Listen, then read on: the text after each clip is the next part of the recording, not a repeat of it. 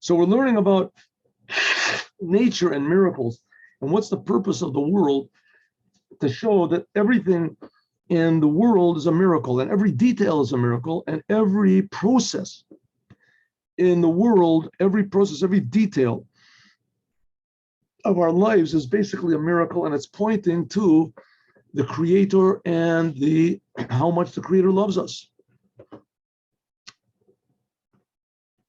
And this, of course, is a message for the Jews. This is written in the Torah, but the purpose of the Jews is to educate the whole entire world, because the same God that's creating the Jews is creating everybody else. Creating all the animals also, but they can't appreciate it. The humans can. So the Rebbe took these different miracles and showed how each detail was important, to show you how, to indicate to us how important is each detail of life. So we said, okay, according to this, we can understand also the miracle of the sun standing still in Givon for Joshua.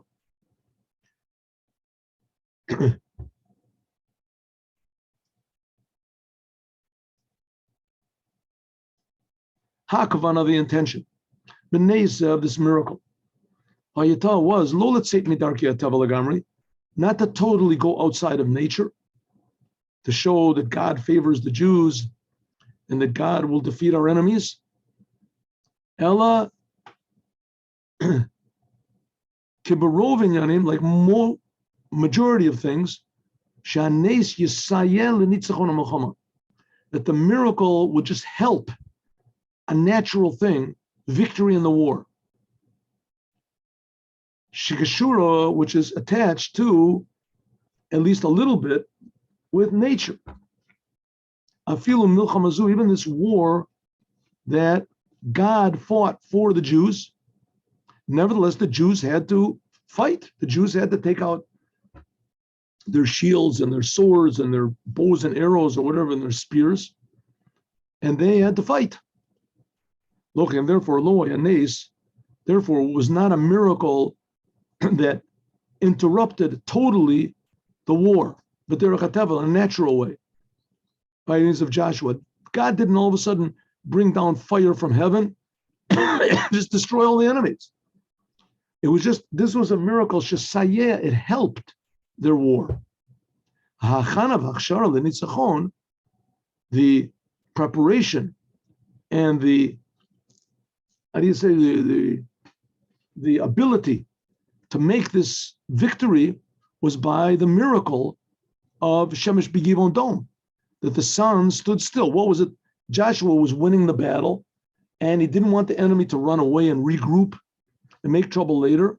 So in order to destroy all of the enemy, there had to be daytime. Daytime. After all, the enemy, they knew the area. He was coming brand new. In any case, God made the sun stand still. That was to help him. But the fact that the sun stood still, this did not bring the victory.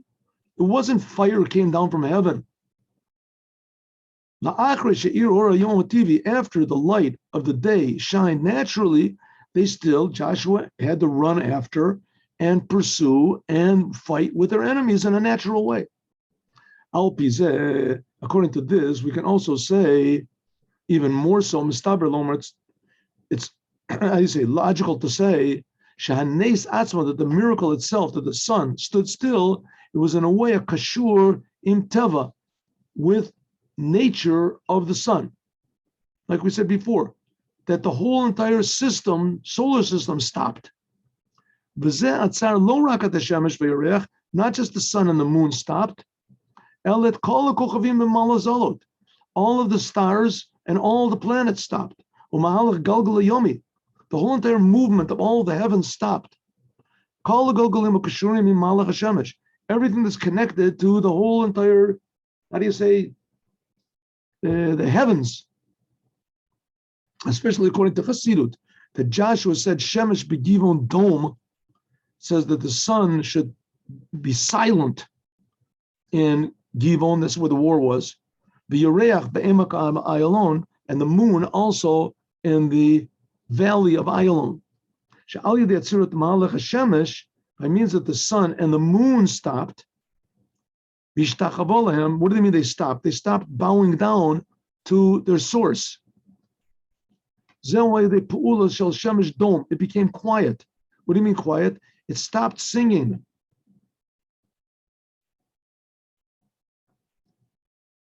It says that all the stars and all the angels and all the planets are really living things. All the planets also. They're all alive. They all have souls. They have natures. It's not for nothing that the non-Jews and the idolatry, they worship the sun, they worship the moon. Because the sun and the moon, there's something there to worship. They have personalities. They have souls. They have their ability. There is, so to speak, a God behind them, a spiritual power behind them.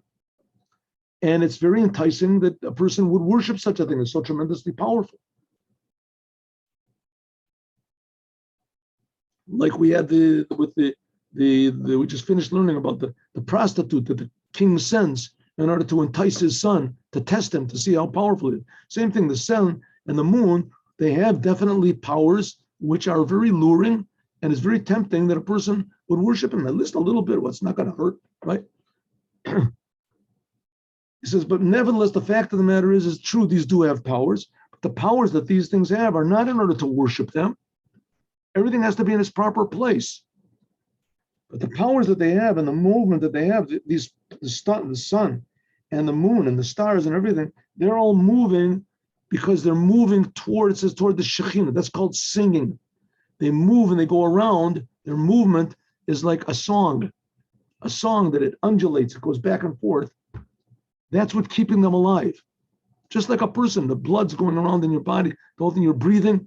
That's, so to speak, the song, the dynamics of a person, of life.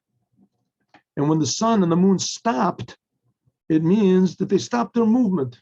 They, so to speak, became dead in a coma. Ratzi Yeshua, so by means of stopping the moon and the sun, so Joshua, what did he really want to do? He wanted to negate the power of the Gentiles that he was fighting against in the land of Israel. Sha'ovdim, that they serve the sun and the moon. Right? Why the non-Jews are called sun worshippers and idol? Why? Because they find something in common. It resonates inside of them. The sun and the moon. Nature. By means of this, he brought about also a victory in the war. According to this, now it's more logical to say that by means of the sun being quiet in Givon, it stopped not just the sun and the moon, but the whole entire nature, all of the stars, everything in the heavens, they all stopped because it had an effect on the whole entire heavens.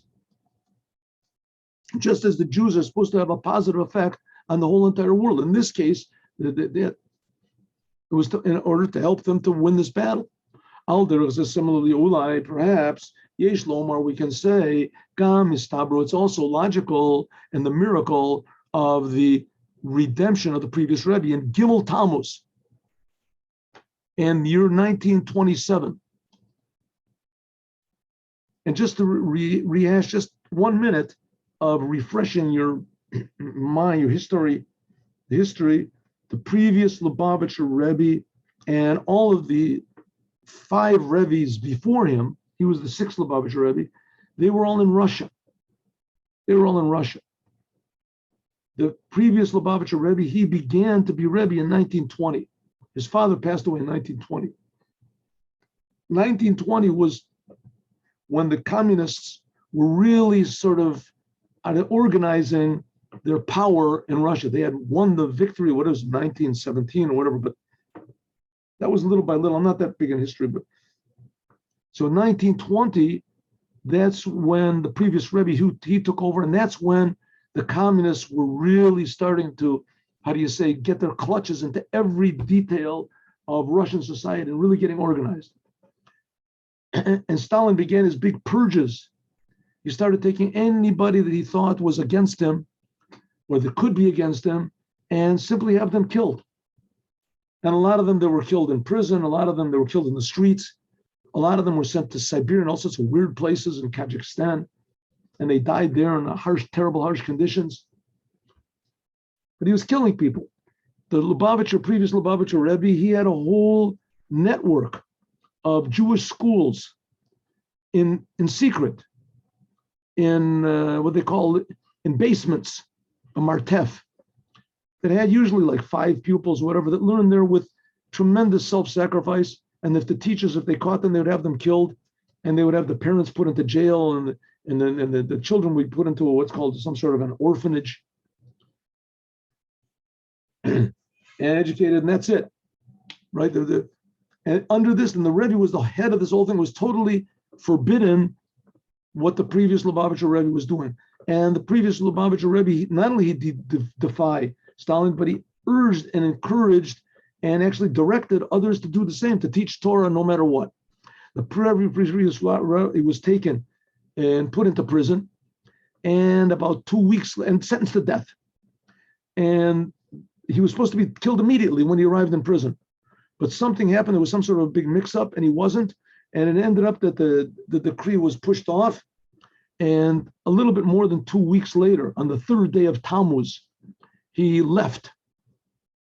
He left the prison. It's more than that. He actually was freed earlier, but he refused to leave because he was going to have to travel on Shabbat, and he refused to go on Shabbat. Anyway, he left in Gimel Tammuz, the 3rd day of Tammuz. And nobody is Hasidim. They didn't know what was going on. They just heard that he was being sent to another place. They thought maybe he was being sent to another place to be killed. They didn't know.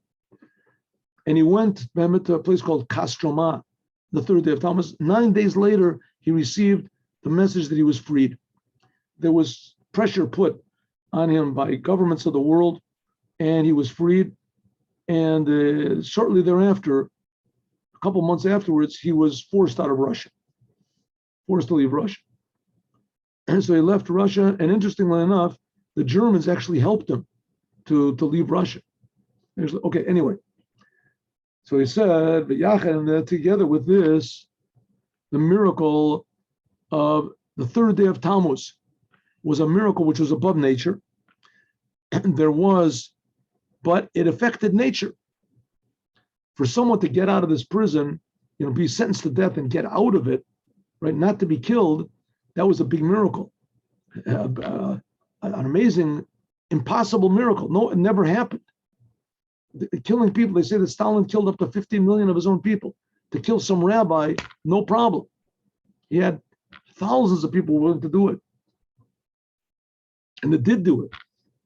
And the Gimel Tammuz that the Rebbe got out from death to life was a tremendous miracle. Nobody even knew about it. When was the real miracle really celebrated? On the 13th day of Tammuz. That's a big holiday by Chabad, 12th and 13th, when the Rebbe actually came back to the Hasidim, the previous Lubavitcher Rebbe. Nevertheless, it had a big effect on nature. Shehu hiskim lanes. Namely, that nature helped and agreed to the miracle. And especially that in the beginning, this was a big miracle in nature. That the communists, Stalin's communists, would somehow or other mess up a commandment to kill somebody. Right? That's like impossible. But it happened. On the other hand, it happens, people, especially especially in regard to the miracle. We talked about before that the staff of Aaron had blossoms in it. And the sun in Givon, it stopped. Right? The miracle of the previous Rebbe was a much more natural one. Right? The thing that somebody didn't pull the trigger, that's all. That's such a big miracle. But if you think about it, it was a tremendous, it was an amazing defiance of nature that I don't know if there's ever been such a thing. It's such an easy thing for them just to kill somebody, and they didn't do it. And especially the Rebbe, he was a prime target. You do it like it's no unless those people that put the Rebbe into prison, they were all Jews. They themselves had an order while they were still powerful. They had to release him. Until the Tzarechim L'Sayah, they even had to help him and redeem him. Yishlon, we can say, Shalochim, therefore, Lobo Anes, Babatachad. It didn't come at once. Ella Titchalek, but it unfolded. L'shlavim, in stages, in a natural way. In commensurate with the opposition. Shaya B'tokfo, there was an ultimate power. The communists then were ultimate power. Everybody believed in Stalin. Everyone believed he was killing people's parents, and the children loved him. And there were Jews, the Yevsepsia, that they were anti-Jews, the anti-Jewish League. And they were all Jews. Some of them were even from Chabad. And they were the ones that put the Rebbe into prison. And they had total power over there, total power. They could take anybody they wanted to from the street and just kill them. In the street, nobody would say anything. That they're in themselves, that they should recognize, Shetzarich and the Shachar, that they should release the Rebbe. This began with first of all, the Rebbe was decreed that he would be killed. And then afterwards, they said he would be sent into exile. And then finally, they let him go totally. But he was still only in Russia. And finally, they evicted him from Russia. But afterwards, Nisharo, Medina, but after the Rebbe left Russia, the country of Russia, communist Russia, was still in its full power. Kolel, especially in regard to the Jewish religion. The oppression of Judaism didn't stop at all. Look, and therefore, Nimshach Hashlemus HaGeula, the Bnei Israel. Therefore, the completion. I mean, even right before Gorbachev, right before the Iron Curtain fell, there was still a tremendous oppression of the Jewish religion. The Hasidim there were always living in fear, right? And they had to do things in secret in that country. Meshach Zaman, a long time.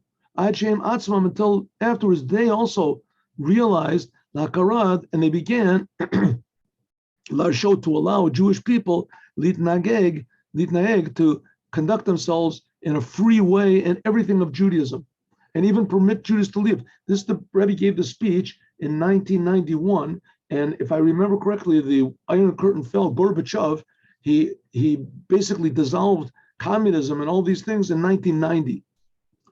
And suddenly, all of a sudden, all the gates opened up, and everybody could be free. Anyone who wanted to put on tefillin and teach children. Now, in Russia, in Moscow, opposite the building of the KGB, of the secret police, opposite is this huge, beautiful synagogue from Rabbi Lazar. I was there a couple times.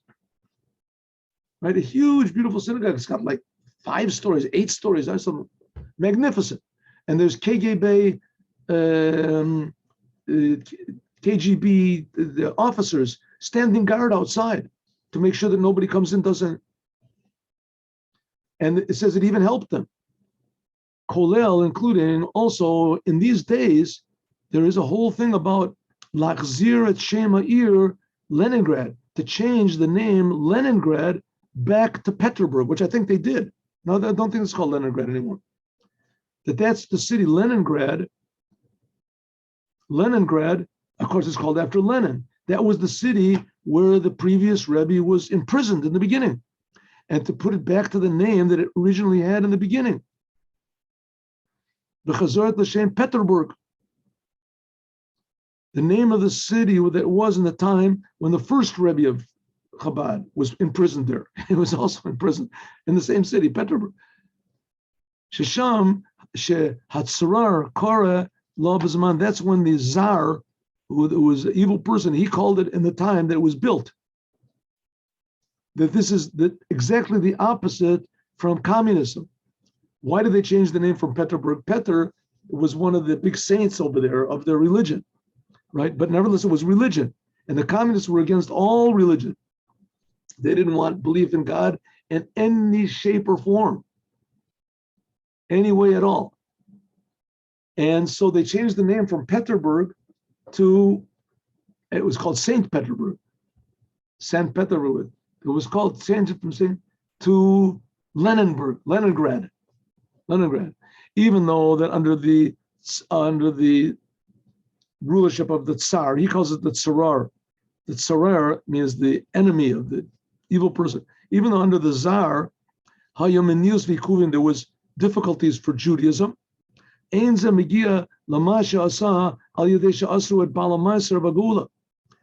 time of the Tsar, they also opposed Judaism. They tried to make all the Jews convert, but it was nothing compared to what the communists did.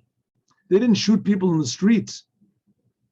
The Yesh Loma, we can say, the Shaklavataria, that this whole argument of the idea to return the name of the city from Leningrad to Petersburg, we can see clearly that what happened from Yud Gimel and Yud Beis Tammuz. In other words, the previous Rebbe defied the Russian government and he won his battle in 1927. This is now 1991, almost 70 years later. And now they're considering changing Leningrad, which is the symbol of communism, not just atheism, anti-theism, changing that back to a religious figure. No matter that the religious figure was not Jewish, but is nowhere near, was anti-Jewish. But his anti-Judaism, anti-Semitism, you want to call it, his again being against Torah and commandments, the Tsar, was nothing compared to what Stalin did. Nothing compared to his opposition. If so, we see that the previous Rebbe put a crack in this, what's called the Iron Curtain, to the degree that not only did it fall from the outside, cosmetically outside appear, but also the inside. They're actually changing the names of the big cities from communist names back to religious names. This is the beginning of, all began at Yud Beis, Yud Gimel Tammuz. This is another step from changing Leningrad to Petersburg, that eventually the whole world will start to realize they'll change Petersburg to another name, Geulaberg, who knows? Of all the Jewish people, freedom of all the Jewish people from anyone who opposes them, and especially in the country of Russia. The Rebbe once said that it could be that in Russia there's more Jews in Russia than all the world put together. The problem is they just don't know that they're Jews. In Russia, there was 70 years of oppression of Judaism. Children simply were not educated to be Jews. Children were not circumcised. If you see a Russian Jew, he says, I'm Jewish, and what is your name? Vladimir, right? His name is Evgeny. That's it. What is your Jewish name? Niznayo. He doesn't have, I don't know. He doesn't have one. That's a sign that he wasn't circumcised. There's a big organization called Brit Yosef Yitzchak, and they used to be in my house for a couple of years in the top floor, that they circumcised older Russian people, 20 years old, 30 years old, 60 years old. They make circumcisions.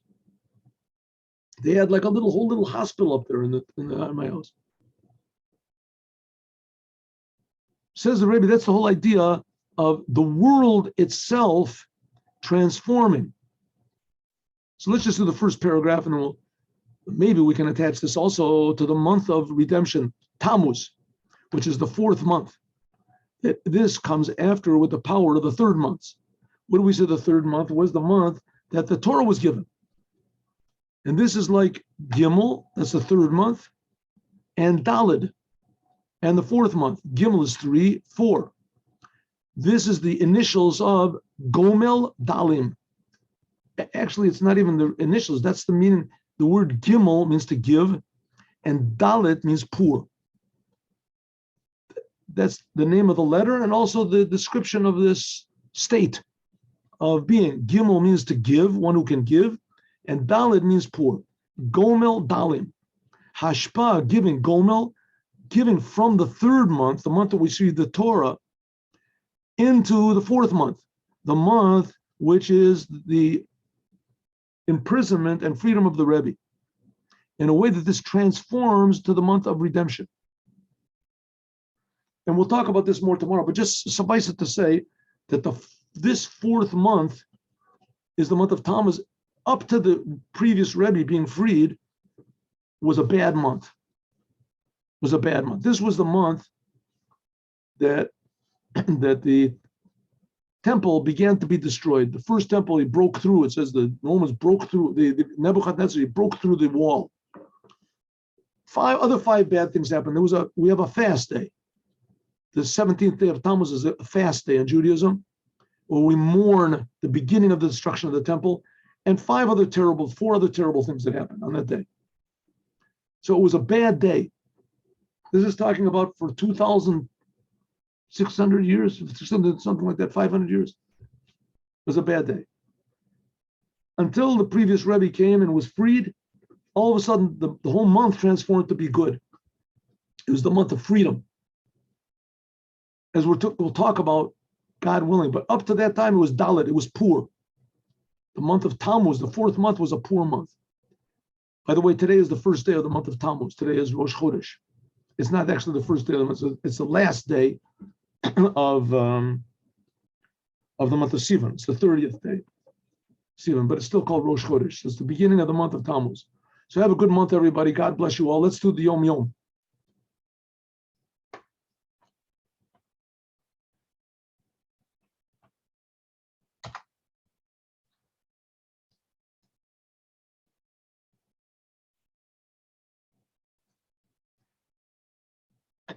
Our custom in Chabad is actually a law in the Shulchan Aruch that you're supposed to do the reading of the week. For instance, this week we read the portion which is called Chukat. Well, you should read each sentence before Shabbat comes in. You should read each sentence twice, and the Targum, the Aramaic translation of Onkelos, once. And that's called Shtayim Mikrev Echad Targum. It's a law in the Shulchan Aruch you should do. But our custom is also go over the Haftorah, or two Haftorahs if there's a Shabbat Rosh Chodesh or something like that. That's what we do. That's our custom. Okay. Now, message. The first Rebbe of Chabad, called the Alter Rebbe, the first Rebbe of Chabad had a response to a young man, a genius, that was famed for his intellectual gifts. At his first private meeting with the Rebbe in the city of Liozne. Okay, the first Rebbe of Chabad, he was the Rebbe, and this Chassid came in, and he was a tremendously gifted, genius, God-fearing person. So he said, spiritual and physical are opposites. Something good in the physical world can be something very bad in the spiritual world. For instance, physical things, a person who is satisfied with his lot is a person of the highest quality, right? A person, usually, how does it work? A person that's poor, so you give him $5, he's happy. He's happy because, but then he has the $5, now he wants 10. I have $5, why not 10? So he's not really satisfied with the $5 that he gets. He's satisfied when he gets it, but then he says, well, I really wanted to have 10. So if he gets the $10, so then he says, well, I'm really happy to get $10, but then he thinks about it, if I got 10, so after a couple minutes, an hour, he says, well, why can't I have another 10? So now he's not happy with the 10 anymore. No, he wants 20. And when he gets 20, and originally he's satisfied, but then the sort of miracle of receiving it from nothing goes away, and now he wants 40. And when he has 40, he wants 80. When 80, he wants 100, etc. So being satisfied with what you've got physically is a very good thing. Like the saying goes, if you're not satisfied with what you've got, you won't be satisfied with what you get. Doesn't mean you should be complacent, but you should at least appreciate what you have. Be satisfied with what you have. If you don't get any more, God knows what he's doing. It's okay. A person that has this trait will, if he works on himself, have the highest levels. The physical world doesn't really make me crazy. Right? I'm not lusting after money or power or wealth or pleasure, things like that. Those things are nice, 100%. But I'm satisfied with what I have. Basically, I appreciate and I'm satisfied and I thank God for what I have. He wants to give me more, I'll also appreciate that. If the world doesn't bother you, you're satisfied with what you got, then your soul is free. But in spiritual matters, to be satisfied with what you've got is the worst thing. I put on tefillin, that's good enough. I know Jews that they don't even keep Shabbat. I keep Shabbat, that's good enough. Oh, you're satisfied with what you have. Spiritually, not good. To be happy, you have to be happy, but never satisfied. And this leads, God forbid, to a descent and falling. If you're satisfied with what you have spiritually, so the nature of a person, a healthy person, is supposed to be dynamic. He's supposed to want more. If you don't want more spiritually, then you're going to start to want more physically, and you're never going to be satisfied with your own greatness. You're always going to want to be greater and greater. That's the Rabbi Mendel Futterfass once told me. The secret of the cause of depression is trying to make yourself great. And the cause of happiness is trying to make God great. Have a good day with Moshiach now. We'll meet you at 3 o'clock in the afternoon. We'll learn Chumash. Today we're going to learn about with God willing, we'll learn about the copper serpent.